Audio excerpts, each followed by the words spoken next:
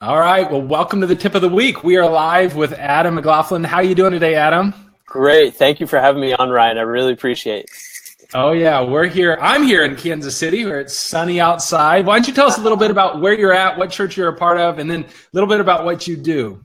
Sure. Well, I oversee marketing and communications here at Life Church in Fort Myers, Florida. Okay. And it is sunny out today, and we are anticipating the effects of Hurricane Irma by the weekend. So yeah, it may not be sunny for too many more days in a row yet, but it's all good.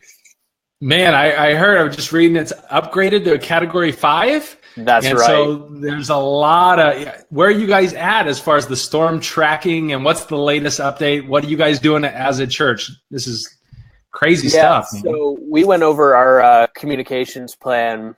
It's probable that it's going to hit sometime on or around the weekend. At this point, they're suggesting it may be Saturday night, Sunday morning.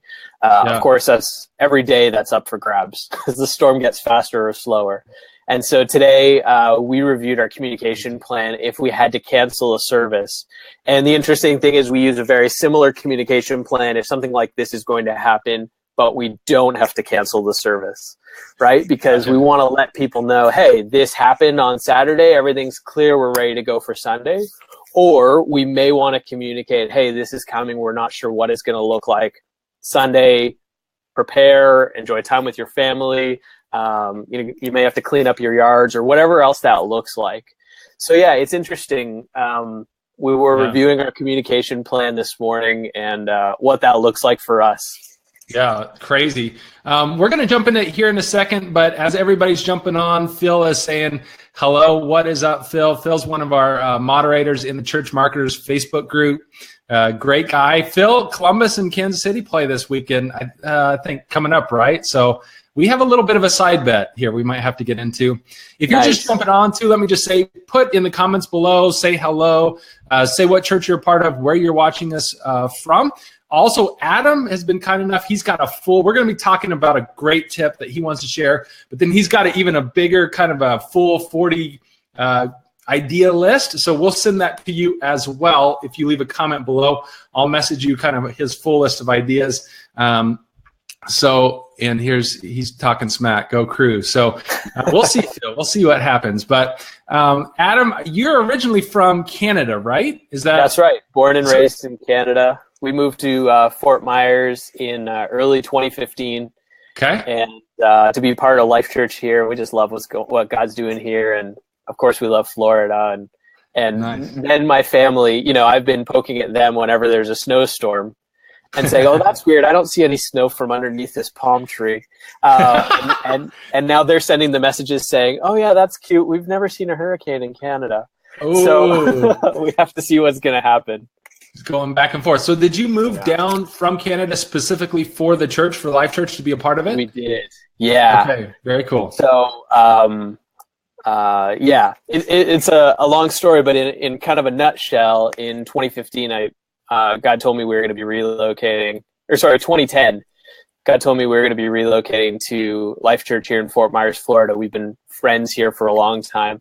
We came on vacation a few times, and then a position opened up for marketing and communications. And kind of as the church grew, they realized that everything communicates. And so really bringing on somebody on staff to control that brand messaging, to control that brand experience, and help us really push our core values forward. So I came in 2015 and been very happy since. Very cool. Well, we've got some other churches joining us. Chris from Edinburgh Church, if I said that right. Chris? We've got Paula from Grace Community Church in Detroit. So we got some northern folks joining us, maybe everybody north of the hurricane. So nobody's really joining us yet in the hurricane zone like yourself. But, man, we'll be certainly praying for you and all the churches in Florida. This is going to be crazy. Sure. Hopefully it totally is redirected. So, well, again, if you're just joining us, we're about to go deep into this tip that Adam has for us on social media. Put where you're joining us from, what part of the country, what church you're part of. Again, Adam's got a full list of 40 ideas that when you comment, I'll message that to you so you can click over and see that. So why don't we jump into this? Adam, why don't you tell us a little bit about this tip that you wanted to share today? Sure. So we create so much content and we jam it into our Sunday service. And what I realized for us, and I think probably resonates with a lot of churches, is that all of that effort that goes into creating content for that Sunday service could easily be repurposed on social media. Yeah. So what are the ways that we could use what's being created for very little additional effort and also bring value through the week for us? So that's what I want to share today. Some ideas on how to repurpose that content. Cool. And I think that's a huge pain point for churches, right? Especially smaller churches that are like, man, we know we're supposed to be on social media. We just don't know what to do. And so if you can make it all revolve around content that you're already creating, or a lot of it, if you can leverage that, that's a huge advantage, especially if you're a smaller church and you're like, I just don't have time. I got to do hospital visits. I've got to do X, Y, Z. I've got to prepare for Sunday. So this can be a huge game changer for churches. So excited to jump into this. Why don't you give us some ideas on how do we get started? How do we find content that we're already doing in order to get that over onto our social platforms? Sure. Well, one of the first things that we're finding in our services is we're enhancing a lot of what's being said with digital graphics. So Okay. whether that's on the projectors or whether that's on a triple wide screen you might have, or an LED wall, or even if that's just displays going on in your foyer, you're creating digital images that are being used during service. And these really easily translate to social media. Gotcha. So what we have with our social media team is a shared Dropbox, and any of the content that I'm creating through the week or we're having people create, we are putting all into that Dropbox. You know, in our case, we've got a really cool team of people who all specialize in different social media channels. So when I put something in the Dropbox, somebody from Elevate, our youth group, may grab it and use it on their Instagram channel, or somebody may grab it and put something different on our Twitter channel, or somebody may grab 2 or 3 images and slap it together with like a Ripple or a social media video creator on their iPhone and use it on our Facebook page. So we've taken all of the digital graphics that we're using during service and putting them in one place, and then people can pick and choose how they want to use them best. And one of the things that we found is that for me to create digital graphics during the week for service, it kind of feels like at times you might put, you know, an hour or 2 hours into a graphic that goes on the screen for 2 minutes. Right. And the benefit now is saying, okay, it's not just going on the screen for 2 minutes. It's also now able to go on our Instagram channel, on Twitter, on Facebook. It might be in our Instagram stories. We might put it on Snapchat. We could use it for a front end bumper on something we're doing on YouTube, or trying to find different ways to use those digital images and not just letting them expire on Sunday afternoon. I love it. So first tip is basically find what you're already doing, those images, the artwork pieces, and leverage those, put those. But I also heard what you said, which is really strategic, is you made it a way where this can be a collaborative effort through Dropbox, which if you're not familiar, Dropbox is essentially a folder in the cloud that you can give people access to. So if you have an image in your church, now you've got multiple people that could either put stuff in there or take stuff out of there, correct? Which makes it much more collaborative and easier to do, correct? Right. And so part of what we do is our social media team works really close with our photography team. So as another example, our photography team, who might be taking pictures or snapping video during service, they put that in that same Dropbox. And then our social media team has access to all of that as well. Very cool. I'm curious, do you guys use Google Photos at all in that process? Or is it solely Dropbox? Right now, it's solely Dropbox. And that's probably because I'm a little bit, old school in the term of Dropbox. So a lot of our team would love to use Google Drive. And I told them if we decide to make that switch, then we'll all make that switch. I don't really want to cross mediums, because then it becomes, I took an original photo here and then I edited it and I put it there, but you used the original photo when you created the quote. So we're trying, either we're going to go all in with Google or we're going to go all in with Dropbox. Gotcha. At this point, it's Dropbox.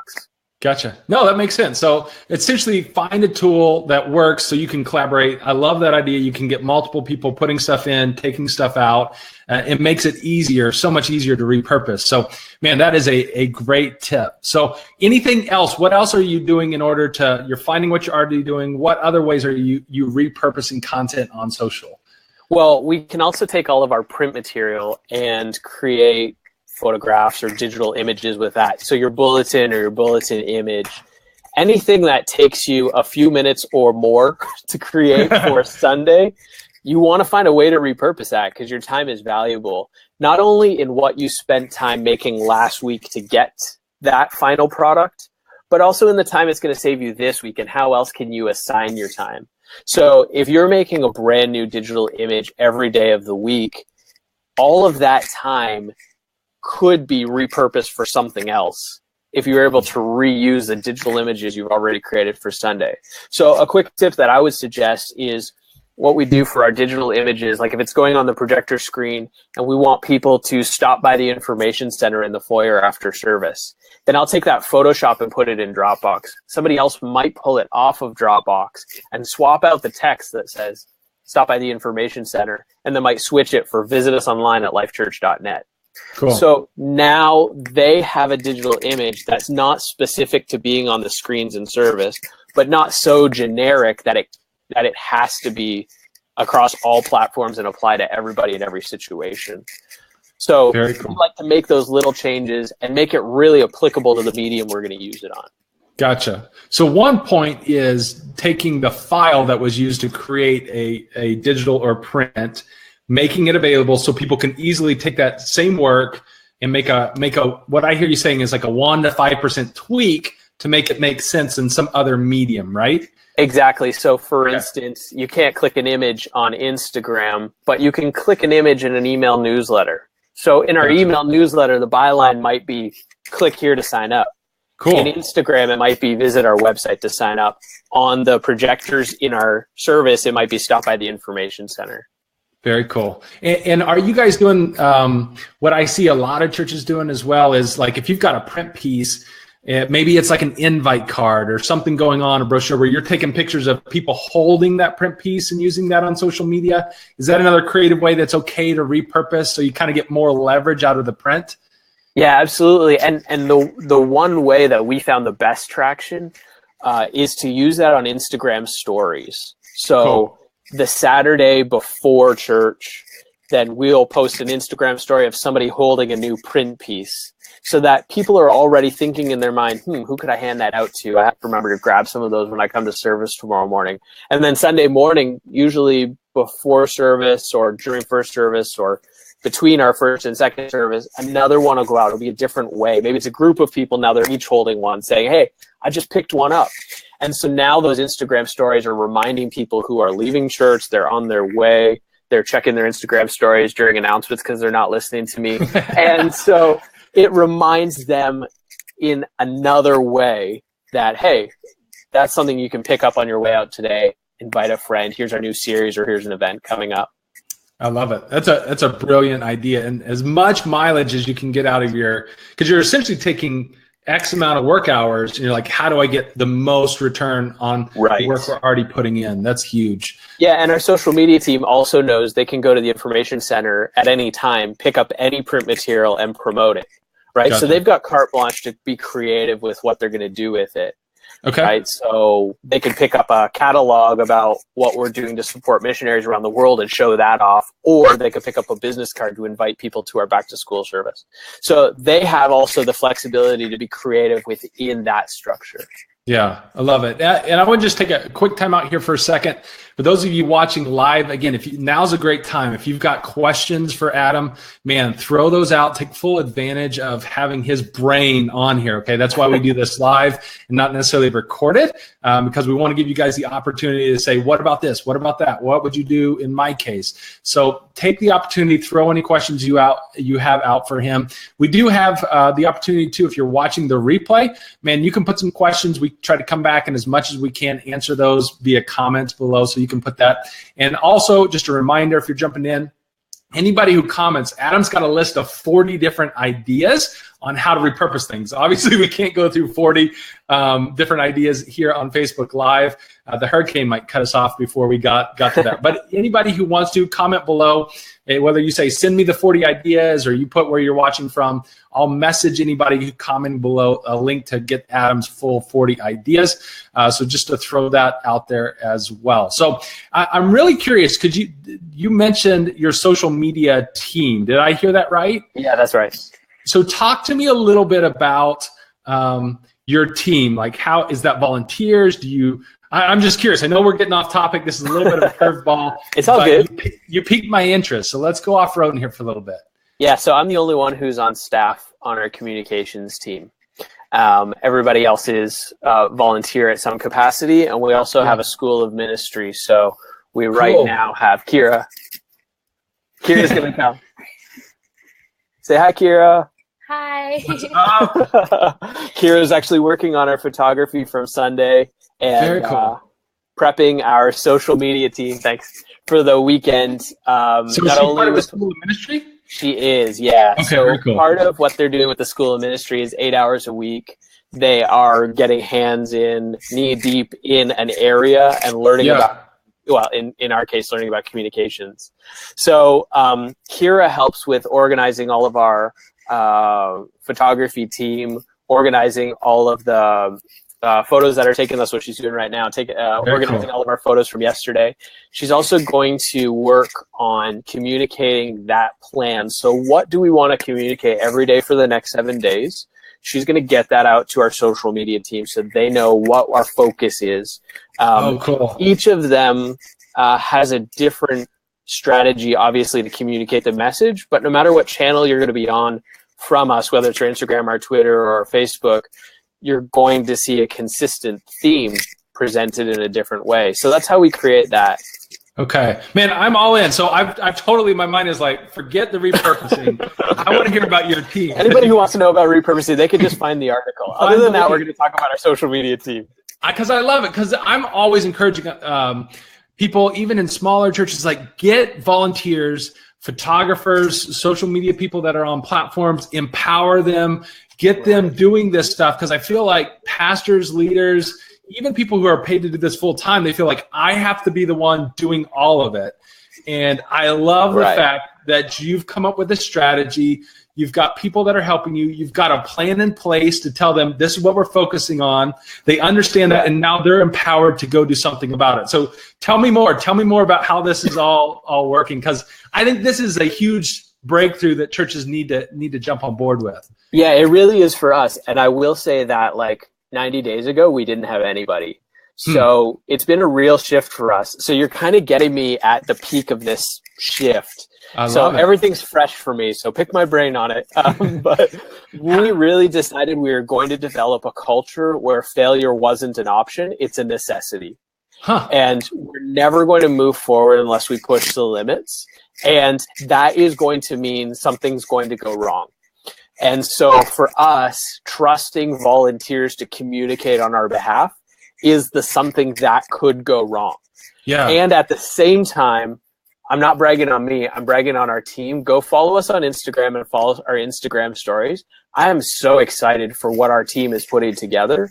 And really, my part in it is just making sure that we're always communicating our values. So we have 4 core values, and I say everything we post needs to get filtered through one of these 4 values. So don't ask, like, what's your favorite kind of ice cream on a poll on Facebook? Completely irrelevant for us.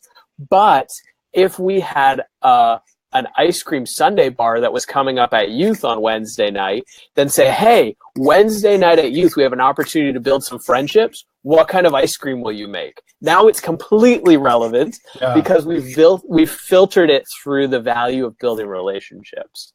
So I'm really clear about the structure of what we're wanting to create and what we're wanting to communicate. What I'm not, or what I've given them the freedom to do, is how they word it, how they express it, whether they're using video or images, whether they're using images we create or creating their own. That's totally up for grabs. Yeah. And we've had some opportunities where it's like, we're going to say that differently next time. And we've also had plenty of opportunities where it's like, oh my goodness, Adam, I would have never come up with that. y'all nailed it. So it's pretty cool. Okay, so here, and I'm going to get to Chris's question, because here's the biggest pain point in the church world at large is let me preface this by saying I've been a part of a mega church that was 5,000, grew to 8,000. Wow. I've also been a part of a church plant that started with 40 people and has grown to 1,200, 1,300 over the last 3 or 4 years. So it's kind of like that. I've been in where you have much and where you have nothing. So I feel like I can speak somewhat intelligently to this, but one of the biggest pain points that especially a small church has is, okay, this sounds great, but is this only for the mega church? You know, people that have time to pay full-time staff. So Chris is asking, just curious how big Adam's church is. Trying not to be a hater, which I appreciate the attitude, but he's talking about all his teams. And he's a team, she is a team of one. So that is a big sticking point. Like, does something like this work in a smaller church? What would be your thought on this? Sure. So I have some thoughts, and I'll throw them out, and whatever sticks. So, Chris, I will say that up until 90 days ago, I was also a team of one. Not because we didn't have people who were willing, but because I lacked the trust and the willingness to risk. And so since I've developed that opportunity, I found that there are people out there willing to help out in a really big way. And not only willing to help out, but they're genuinely doing better than I was doing. Wow. So just because I'm on staff doesn't give me any additional credibility as far as that goes. I just lack the trust to say, hey, here's what we want to say, run with it. And they've really blown me out of the water. So I get the team of one. From a numbers perspective, this weekend we served 906 people on Sunday morning. So for some people, that's a huge church. For some people, that's a tiny church. So I'm not going to say we're a big church or a small church. That's the numbers. When I came here on staff about 2.5 years ago, we were averaging about 525 on a Sunday morning. So that also could be a big church. That also could be a tiny church. But I will say that for me, again, up until 90 days ago, I was the team of one. It took some trust for me to let go. And it may be as simple as saying, you know, I just posted something on Facebook and then texting 5 or 6 people. Would you mind commenting? We're really trying to spread the word about this. Or would you be willing to share? Or I know this church is close to your heart. Would you be happy to help with that? Or not this church. I know this specific event that I posted about on Facebook is close to your heart. Would you be willing to spread that message? And so we kind of have that. That was kind of the starting ground for me. Who actually shared it? Who worded it really well when they shared it? Who commented really well? Whose Instagram pages are completely out of this world, right? And those are the people who I was like, okay, I need you, you, and you. Okay, so I have 3 people in my sites. I really would love to have you on my social media team, because here's what we're trying to create and here's the values we're trying to instill. What I found was that those people also knew 1 or 2 people who are really great at Instagram, who knew 1 or 2 people who were good at Instagram, but really great with Twitter, right? So that kind of, it kind of snowballed itself. So I recruited basically the first 2 people to our team. And on Thursday night, they had a meeting with 9 people. I didn't recruit any of those other 9 people. Wow. So it really is kind of this opportunity. And what I will say, Kira can hear me right now, so she's probably over listening to what I'm about to say. Give away all my secrets. What I will say is that endorsing somebody who shares or connects with your channels, sometimes a creative person just needs an outlet. And you already have some amount of audience that they're not reaching. There's at least one person on your Facebook page that's not friends with them on their Facebook. So if you give them an opportunity to show their creativity and show the end result of the work they're creating, to me, that's been a really momentum driver. Man, this is huge. This is so important.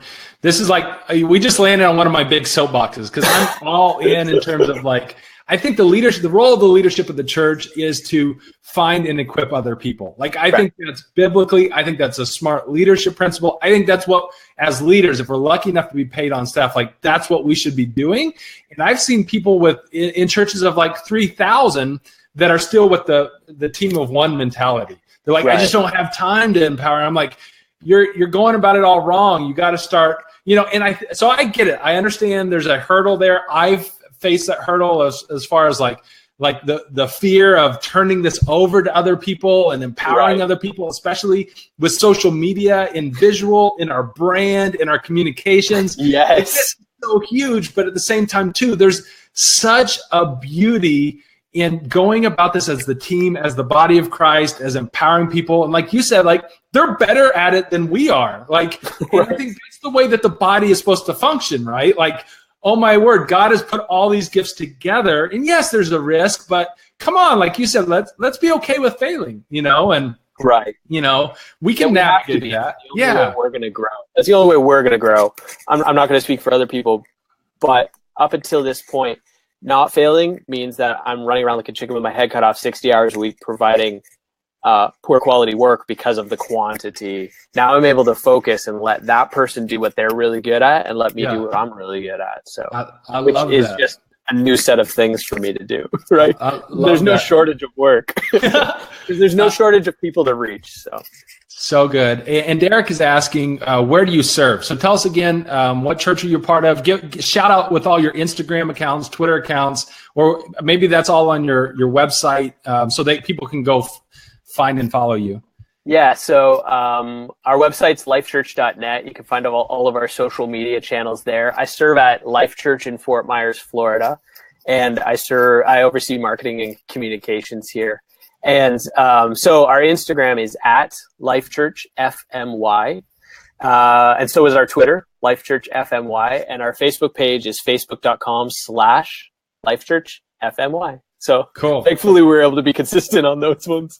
And that's our YouTube and our Vimeo and all that kind of fun stuff. So FMY for Fort Myers, is that correct? That's right.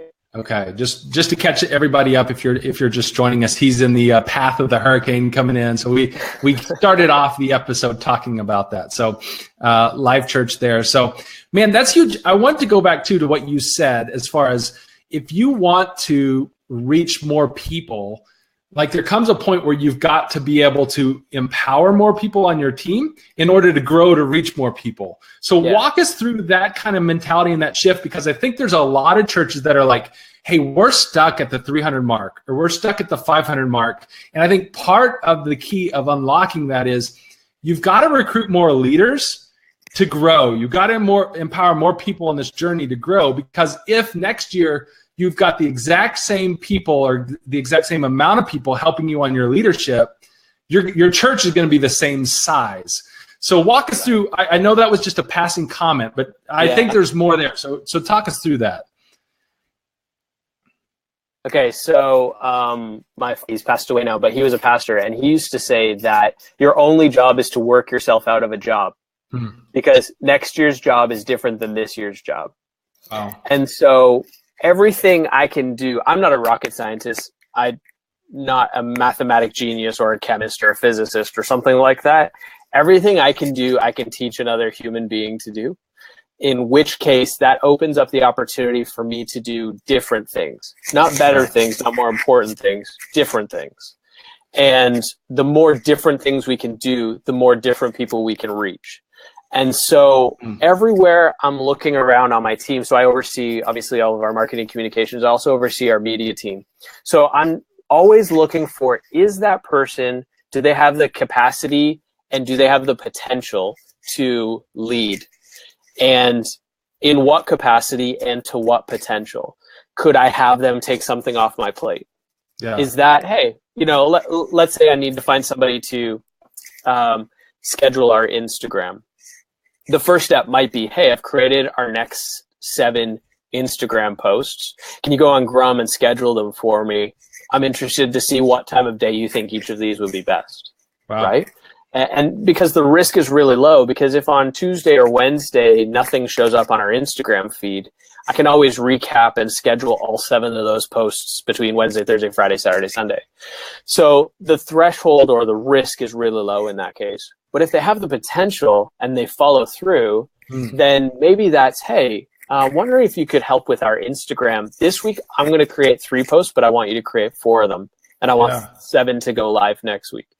And so what that does is now I'm not doing the first week, I'm not doing the scheduling. Second week, I only have to create 3 posts, not 7. The third week, I might not be creating any posts. The fourth week, we're sitting down for 20 minutes and reviewing. The fifth week, we decide, hey, once a month, we're going to sit down and look at everything that's happened on Instagram the last few weeks. Now Instagram's off my plate, right? There's something else for me to do. I've trained that person, or I've taught them, or I've helped them instill the values of what we want to communicate as Life Church, and also taken Instagram completely off my plate. And then I say to them, okay, here's your job. Remember that process I walked you through? You need to find somebody with the capacity and the potential to take that over for you, because I really see you overseeing our Instagram families. So our kids channel, our youth channel, and our church channel.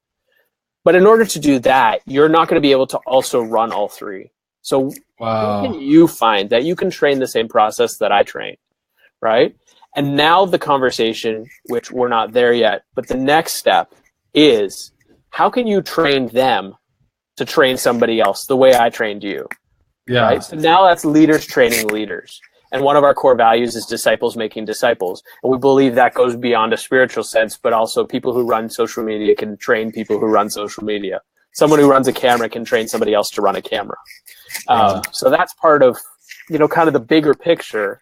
I've crammed in a 18-month strategy into 18 seconds, but that's kind of where we're going. And that's kind of how we do it. It's not, here's the Instagram password, I need to post something every day for the next 7 days. Yeah. We have to have steps on the way. What do you love about what you've seen on our Instagram? What do you hate about it? What would you do differently? And here's an opportunity to implement one of those ideas next week and 2 of those ideas the following week. Yeah. And if you can't come through on some of those ideas, then maybe we scale back. Okay, 2 didn't work. Let's scale back to 1. Can you handle that? Or was it just a fad thing? Because we always have to have the opportunity to review, at the end of the day, is this person really representing our brand? Yeah, that's huge. And let me just give some tough love. If you're watching live or if you're watching the replay, the process Adam just described, and you could take it different angles, but the basic underlying principle of recruiting, developing, training, and reproducing, like if you want to grow your church and reach more people and disciple more people, you have to be doing that. And what's sad is there will be hundreds, if not thousands, of people that watch this video. And my guess is 1% to 2% will actually hear Adam's words and will actually be like, I should do that. And those will be the people who will unlock the potential of discipleship, the biblical model, and leadership. And those churches will start reaching more people because you have more people. And what's funny is, as you're working with these people on Instagram, it's not just all about Instagram. There's a discipleship component along the way where you're in relationship. The Instagram is almost just an excuse to go on this discipleship journey together. But Instagram is also the tool that you're using now to reach more people in the community. So it's the both and model of discipleship, leadership, training, and duplicating that then allows your church to reach more people. And I'm telling you, there's so many questions. I'm in multiple church communications groups, marketing groups. Everybody's asking questions about what platforms, what about this, what time of day. There's 3 million questions, but most 99% of the people aren't doing this. And this is the 1% that I'm telling you makes a difference. So again, I know we started with this conversation on repurposing, and we've kind of moved into this whole world of developing up teams and empowering people. And I'm super passionate about it. So, Adam, I think we could go all day on this. Man, we probably need to come back and just kind of rehash this even more, because I'd love to hear. There's so many follow-up questions I have as far as how you train your team about the brand, how you check back in with them, how you, when they go way off message and they do something stupid, how do you correct them?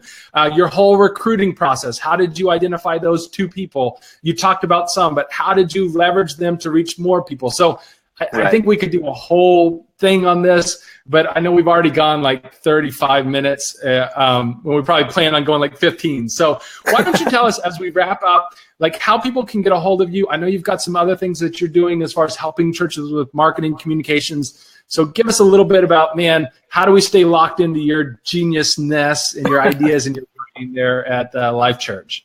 Well, I'm just throwing out ideas and whatever sticks. So I hope I'm never giving the impression that I've got it all together. I'm still learning through this. Sure. But part of my learning process is blogging at churchmarketingideas.com. Cool. And getting those ideas out. Here's what we're learning. Here's what's worked for us. Here's what didn't work for us. And just trying to help through my experience. I'm hoping that as people hear about our experience and my experience and our team that we're building here at Life Church, that people see something they can keep and people see something they can avoid. So I'm hoping that I can help in whatever way possible. And all my social media channels are there. You can tweet me anytime at Adam_McLaughlin. We better put that in the comments because it's a pain to spell McLaughlin. And you can track me down, or of course I'm on the group, the church social marketing group. So I'm happy to answer any questions if you tag me there with any questions. I love it. So, man, such a blessing. If some of you guys are listening and you can put in the comments below links, or I'll jump into it here in just a second. But a huge benefit. And like you said, Adam's in the church marketers group, and I'm sure you're probably in every group. So, but if you want to go deeper in this conversation, you can jump over in the church marketers group. I've got this video pinned to the top of it. So jump in there. We can have this conversation. Again, if you just comment below. I know we got off topic, so it's a good thing. I'll message you the link to Adam's post where he goes deeper and gives you 40 ideas. If you're like, hey, I came here for the repurposing ideas, and you guys went off-road. Well, we repurpose. Yeah. Comment below, and we'll send you the link so you can catch up on that. But, man, Adam, this has been a ton of fun. I pray that the hurricane misses you guys. Whatever happens, I pray God uses your church to really just help people in that community regardless. But we'll be praying for you this next few days, man, because I know it's a little bit of a tense moment right now in Florida. Yeah. Thank you so much. Appreciate it. Thanks for having me on, Ryan. All right. God bless, man.